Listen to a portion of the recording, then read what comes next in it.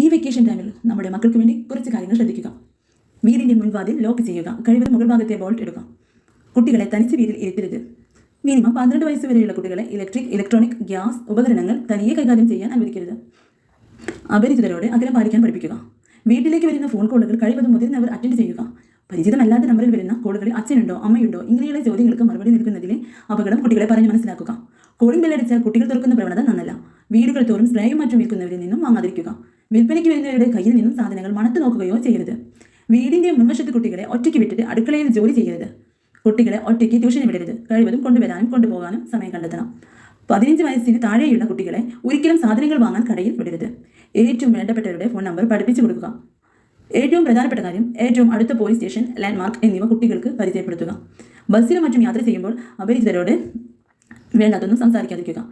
അപരിചിതർ name tag പരിശോധിക്കുന്നത് no എന്ന് പറയാൻ മക്കളെ പഠിപ്പിക്കണം. യാത്രക്കിടയിൽ വീടിനെക്കുറിച്ചും അച്ഛനമ്മമാർ ജോലിക്ക് പോകുന്ന സമയത്തെക്കുറിച്ചും സ്വന്തം സ്വർണ്ണാഭരണങ്ങളെക്കുറിച്ചും സംസാരിക്കാതിരിക്കുക. അടുത്ത വീട്ടിൽ അവധി ദിവസങ്ങളിൽ കളിക്കാൻ പോയാൽ രക്ഷിതാക്കൾ ഇടയ്ക്കിടയ്ക്ക് അന്വേഷിക്കണം. വെക്കേഷൻ സമയത്താണ് ഏറ്റവും അധികം കുട്ടികളെ മിസ്സിംഗ് ആകുന്നത്. അതുകൊണ്ട് ശ്രദ്ധ വേണം.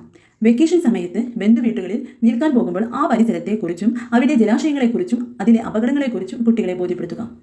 കുട്ടികളെ തനിച്ച് കുളത്തിലോ പുഴകളിലോ വിടരുത്.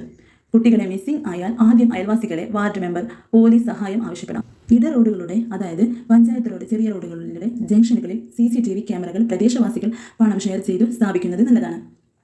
വീടിൻ്റെ മുറ്റത്ത് വരുന്നവരുടെ ഫോട്ടോ എടുക്കാൻ നമുക്ക് അവകാശമുണ്ട്. അപരിചിതരുടെ ഫോട്ടോ ഫോണിൽ രഹസ്യമായോ പരസ്യമായോ എടുക്കണം. ഈ വെക്കേഷൻ ടൈമിൽ ചൈൽഡ് പ്രൊട്ടക്റ്റീവ് ടീം കേരള നൽകുന്ന നിർദ്ദേശങ്ങളാണിത്. ഈ വീഡിയോ നിങ്ങൾക്ക് പ്രയോജനപ്പെടുന്നു എങ്കിൽ മറ്റുള്ളവരിലേക്ക് ഷെയർ ചെയ്യുക. കൂടെ ഒന്ന് സബ്സ്ക്രൈബ് കൂടെ ചെയ്യുക. Thanks for watching.